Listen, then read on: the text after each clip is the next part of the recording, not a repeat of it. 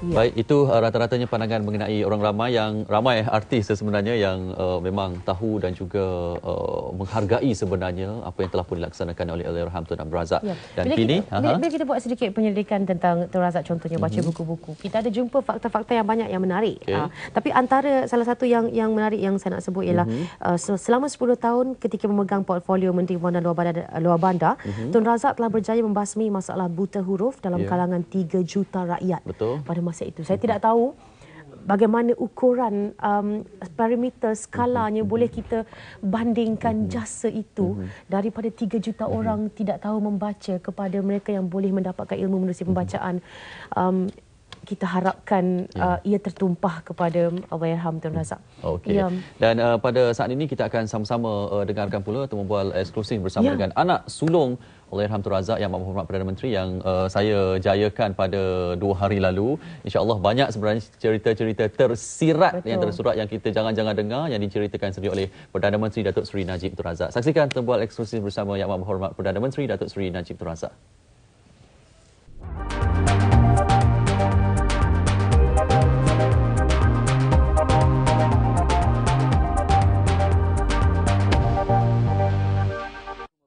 Wabarakatuh. Salam sejahtera dan salam satu Malaysia kepada semua para penonton sekalian. Pada tanggal ini, pada dalam tahun 1976, negara pastinya dikejutkan dengan satu berita yang sangat mendukacitakan kita tatkala kita kehilangan seorang lagi tokoh negarawan ulung, dan pastinya pada tanggal ini juga timbalan Perdana Menteri pada ketika itu Tun Hussein Onn dengan nada sebab dan juga sedih mengumumkan berita pemergian Allahyarham Tun Razak kepada seluruh rakyat Malaysia. Maka pada hari ini 14 Januari 2016 ini kita setelah 40 tahun mengenang jasa dan juga sumbangan tokoh negarawan ulung Allahyarham Tun Razak. Lain ceritanya kalau kita baca dalam buku kisah-kisah sejarahnya berbanding kalau kita dengar sendiri apa yang terbuku di hati insan yang saya kira sangat rapat dengan Allahyarham, yang secara eksklusif kami bawakan kepada anda pada hari ini, iaitu anak anda, anak sulung dan juga Perdana Menteri Malaysia pada era ini, Yang Berhormat Datuk Seri Najib Tun Razak. Assalamualaikum Datuk Seri. Waalaikumsalam. Terima kasih sudi bersama kami pada hari ini. Datuk Seri, secara awalnya, kalau tak keberatan, kalau kami boleh tahu, mungkin di kalangan keluarga dan juga ahli keluarga, apa panggilan Datuk Seri kepada Allahyarham ayahanda? Pada ketika itu, kami gunakan apa nama istilah daddy lah. Daddy. Itu agak panggilan dah lekat daripada awal lagi.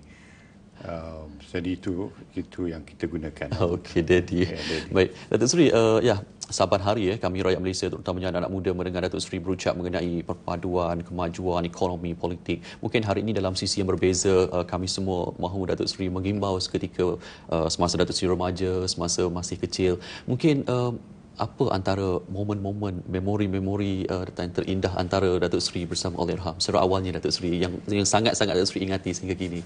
Banyak ketika dan peristiwa yang masih lekat dalam ingatan saya. Tapi yang saya lihat ialah rasa kasih sayang dia kepada kami. Walaupun kami misalnya di luar negara, kalau saya waktu di sekolah boarding school masa tu, kalau saya hantar tulis surat pada Allahyarham, dia dalam masa seminggu 2 dia akan balas balik.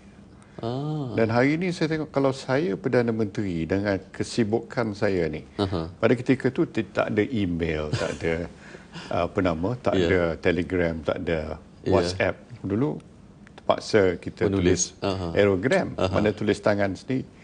Allahyarham tulis tangan.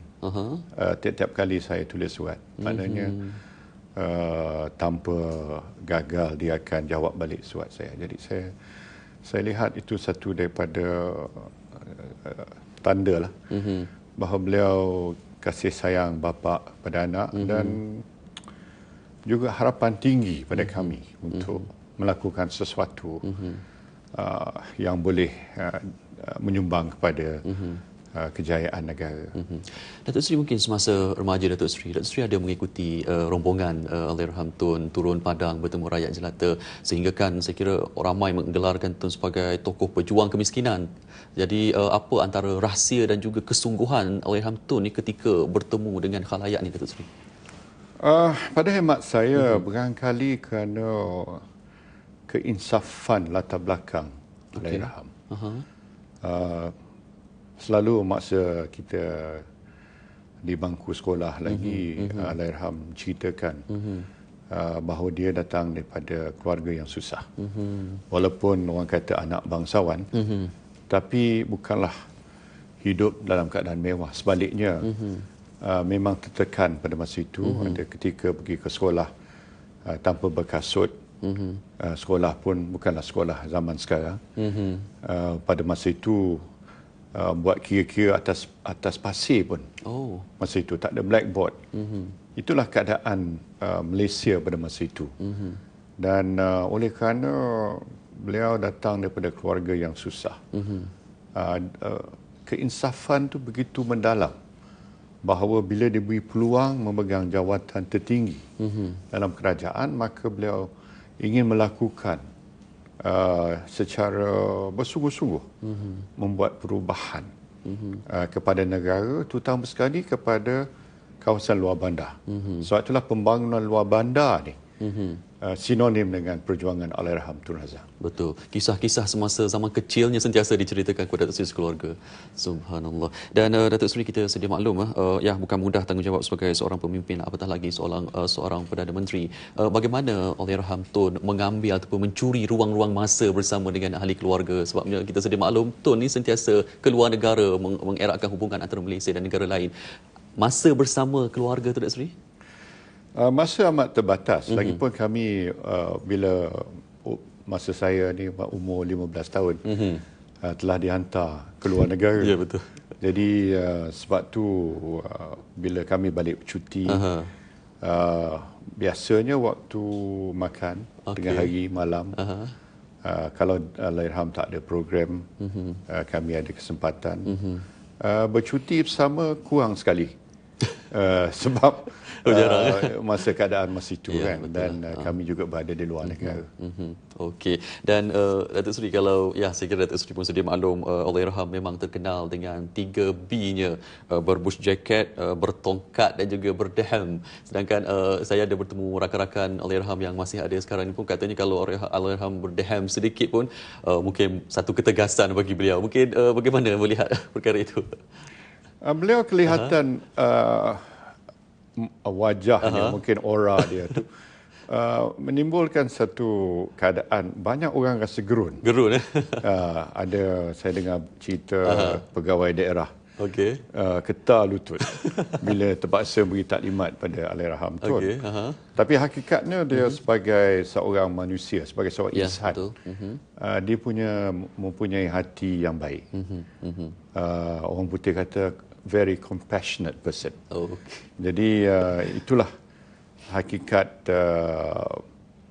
Allahyarham sebagai mengenali beliau secara lebih mendalam. Tapi Datuk Seri tak berdeham. Saya kena buat cara lain.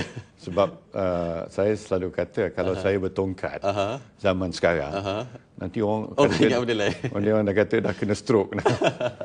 Okey. Datuk Seri, kita sentiasa mendengar mengenai legasi perniagaan. Maksudnya sesuatu perniagaan itu diwarisi oleh anaknya. Tapi mungkin jarang-jarang kita mendengar mengenai legasi kepimpinan politik. Dan Datuk Seri berjaya merealisasikannya tatkala apa yang dihasratkan oleh Allahyarham Tun sendiri. Datuk Seri sendiri pada ketika ini bergelar sebagai Perdana Menteri. Datuk Seri pada awalnya memang sudah bercita-cita untuk ke kancah politik ni, Datuk Seri? Cerita sebenarnya Allahyarham tidak mahu saya masuk politik. Itu hakikat sebenarnya. Sebab Allahyarham melihat dunia politik begitu mencabar. Mungkin Allahyarham ingat saya terlalu pendiam waktu saya kecil. Pendiam dulu. Saya agak begitulah. Ismi saya pada masa itu. Dan beliau mahu saya jadi seorang accountant. Tapi bila saya di universiti, saya bergaul dengan pelajar-pelajar lain. Okey. Dan waktu malam kami berbual tentang politik dan sebagainya. Jadi timbul satu kesedaran untuk saya mencuba diri dalam bidang politik, tetapi tidak seawal mana yang berlaku. Ikut pada perancangan asal saya lah untuk saya bekerja dulu, mungkin buat postgraduate ke apa. Kemudian hari baru saya akan cuba masuk dalam gelanggang politik. Tetapi Segalanya mana kita tahu manusia boleh merancang saja. Betul. Tetapi semasa melihat Allahyarham begitu semangat dan juga kental berada dalam dunia politik, Datuk Seri belajar sesuatu dari kesungguhan Allahyarham dalam kancah politik pada ketika itu, Datuk Seri. Ya, komitmen beliau yang cukup luar biasa saya lihat. Daripada soal dasar besar kepada soal perkara-perkara yang kita anggap perkara kecil ataupun remeh. Misalnya orang kampung datang, tunggu di depan gate Seri Taman. Beliau akan gamit dia jauh supaya dia dapat berjumpa, walaupun untuk seketika sahaja. Jadi saya lihat bahawa komitmen beliau untuk bukan sahaja membangunkan negara kita, tetapi untuk menolong orang susah, orang yang memerlukan pertolongan adalah amat mendalam sekali. Betul. Dan kita sedia maklum antara kejayaan terbesar yang telah pun dicapai oleh semasa era kepimpinan Allahyarham sendiri, termasuklah Barisan Nasionalnya, MARA, Felda, Buku Hijau, Buku Merah, Felkra, Dasar Ekonomi Baru, Rancangan Baru Malaysia, dan juga program-program yang merencanakan impian Malaysia ke arah negara maju. Mungkin dari sudut itu, bagaimana Datuk Seri melihat kepelbagaian idea yang timbul semasa era kepimpinan Allahyarham Tun dalam hanya masa 6 tahun? Saya rasakan bahawa Allahyarham mengejar masa. Mengejar masa, okey. Sebab Allahyarham tahu dia dah kena penyakit leukemia pada tahun 69 lagi. Jadi dia mungkin terasa bahawa dalam masa yang masih terluang bagi dia di dunia ini untuk berusaha dengan sedaya upaya dan bergerak sepantas mungkin untuk meletakkan asasnya. Asasnya bukan saja dari segi dasar, tapi untuk mewujud dan membina institusi. Institusi itu yang mustahak. Sebab institusi kalau kokoh boleh menentukan kelangsungan dasar-dasar kita. Okey, baik. Saya tertarik juga nak tahu secara peribadi apa yang Datuk Seri nak kongsikan. Kita tahu setelah pemeriksaan Allahyarham pada tahun 1976, Datuk Seri dilantik menjadi ahli parlimen termuda pada usia 23 tahun dan juga mencipta sejarah setelah dilantik sebagai menteri besar paling muda juga pada usia 29 tahun. Pada mulanya Datuk Seri mengatakan memang tak jangka, tetapi setelah dilantik itu, apa antara tonik dan juga rahsia Datuk Seri boleh pada usia remaja tetapi boleh menggalas tanggungjawab yang begitu besar? Saya berdepan dengan satu dilema yang besar. Sebab dalam fikiran saya, saya selalu pada ketika itu bertanya-tanya pada diri saya, sama ada boleh ke tidak saya masuk politik pada umur yang terlalu muda. Betul, 23 tahun, ya Allah. Sama ada saya boleh berjaya, sama ada saya akan diterima oleh rakyat, sama ada saya akan menang dalam pilihan raya, pemilihan parti. Jadi perkara-perkara seperti ini berlega dalam kepala saya. Tapi saya mencekalkan hati. Saya merasakan inilah peluang. Dan saya tahu bahawa kalau saya tak diterima oleh rakyat, ada signalnya nanti, ada isyaratnya. Saya anggap saya ni dihumban dalam apa orang kata laut dalam, dan terpaksa saya berenang. Kalau saya tak boleh berenang, saya akan tenggelam. Begitulah ibaratnya. Betul.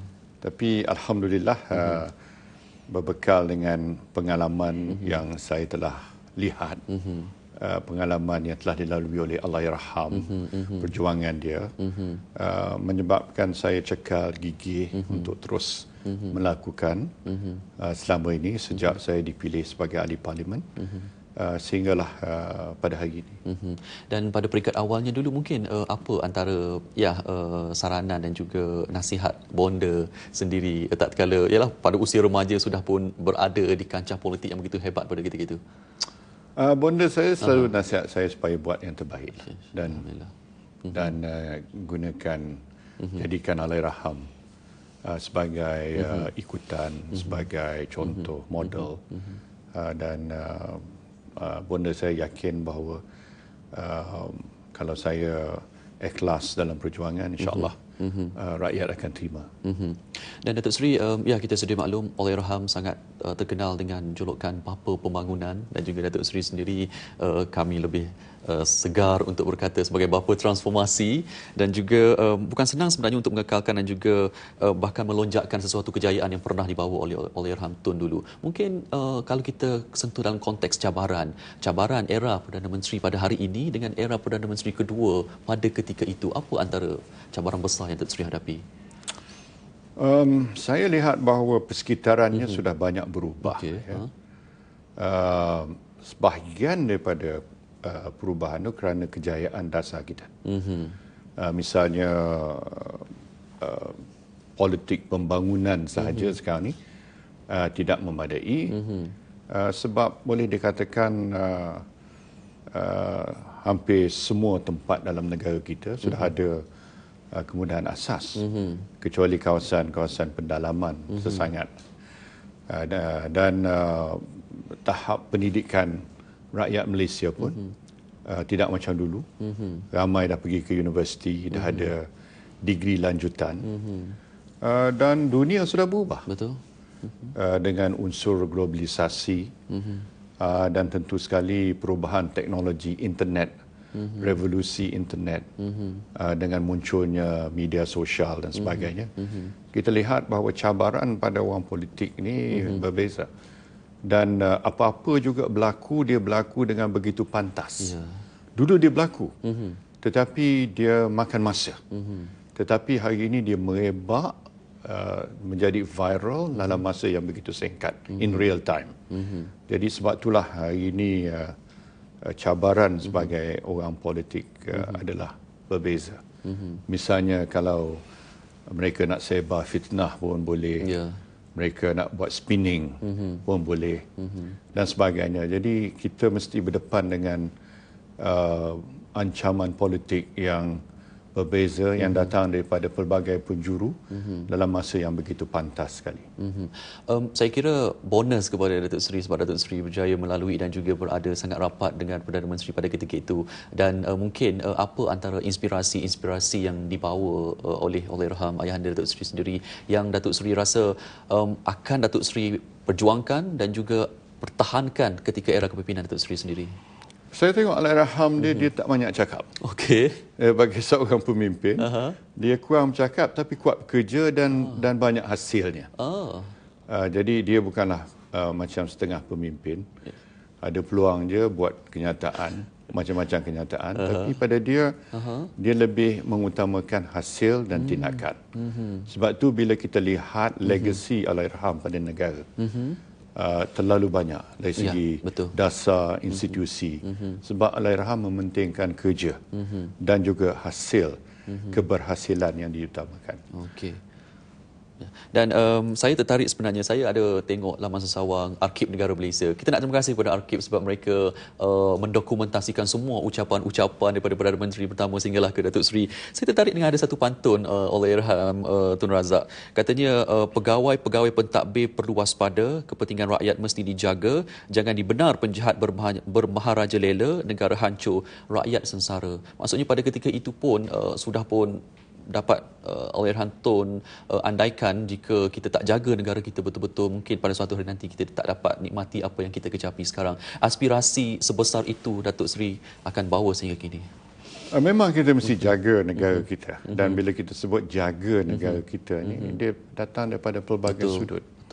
Misalnya zaman Tun Razak, ancaman komunis. Ya, yang itu yang paling besar sekali. Zaman sekarang ni ancaman apa?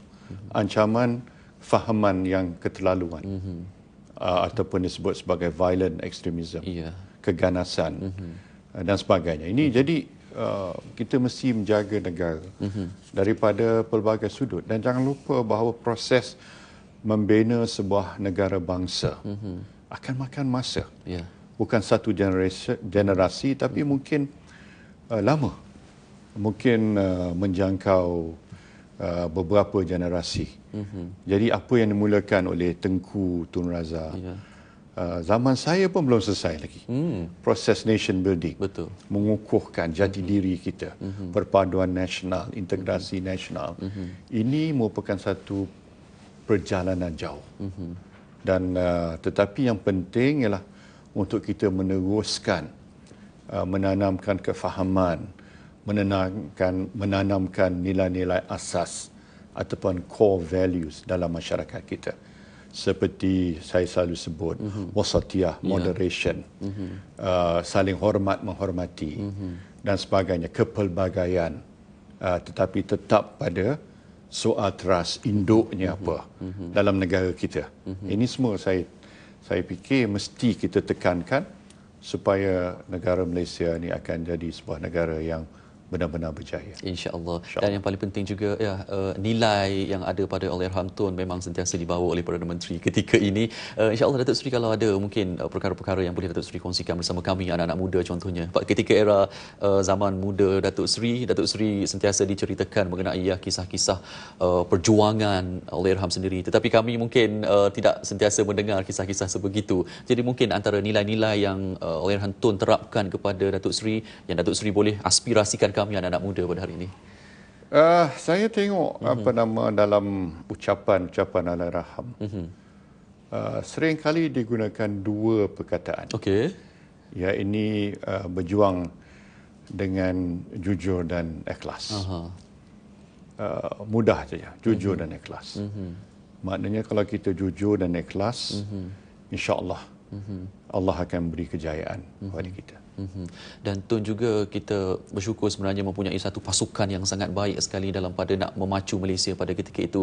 Dan ya, itu juga yang pastinya dimahukan oleh Perdana Menteri pada hari ini, sokongan pasukan kabinet dan juga rakyat Malaysia itu sendiri dalam pada nak menyokong semua perkara-perkara yang dilaksanakan oleh kerajaan. Dari segi sokongan rakyat dulu dan juga kini, Datuk Seri? Saya rasa sokongan rakyat tu adalah baik, tetapi rakyat dikelirukan.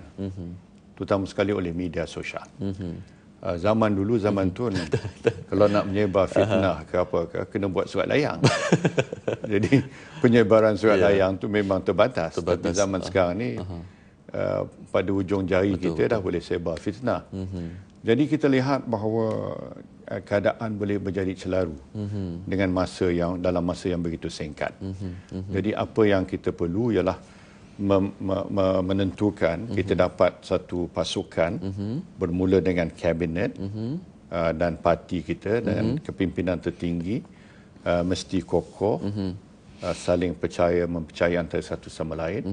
Lepas itu semua yang mengetuai institusi-institusi yang penting mesti mempunyai hala tuju yang sama.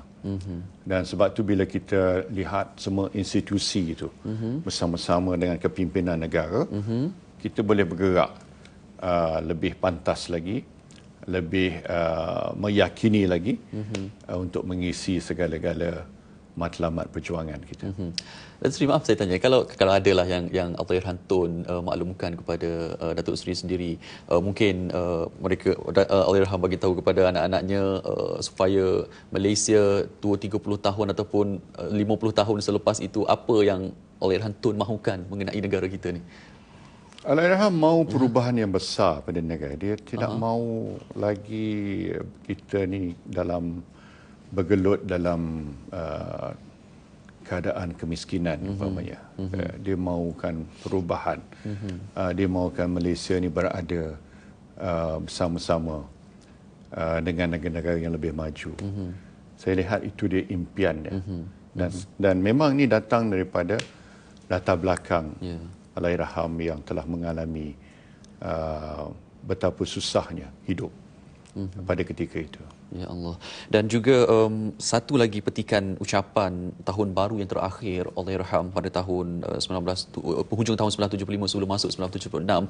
Saya petik juga daripada Arkib Negara, katanya saya berseru agar kita bersama-sama menghadapi tahun baru 1976 dengan penuh azam dan tekad walaupun terpaksa menghadapi cabaran-cabaran untuk membawa negara kita negara Malaysia ke tingkatan kemajuan yang lebih tinggi dan luas. Dan saya yakin dan percaya dengan izin Tuhan kalau 12 juta rakyat Malaysia benar-benar bersatu padu dan berazam hendak hidup dalam keadaan aman, bebas dan merdeka, tidak ada kuasa dari mana-mana pun yang boleh menentang kehendak dan hasrat kita. Itu antara harapan dan juga aspirasi besar Allahyarham Tun sebelum 2 minggu kemudian kita dikabarkan dengan satu perkabaran sedih pemergian Allahyarham. Dan mungkin dari sudut ahli keluarga Allahyarham Tun sendiri ada sesuatu yang nak dizahirkan kepada rakyat Malaysia yang sentiasa memberi sokongan padu kepada Allahyarham Tun sehinggalah ke zaman kepimpinan Datuk Seri.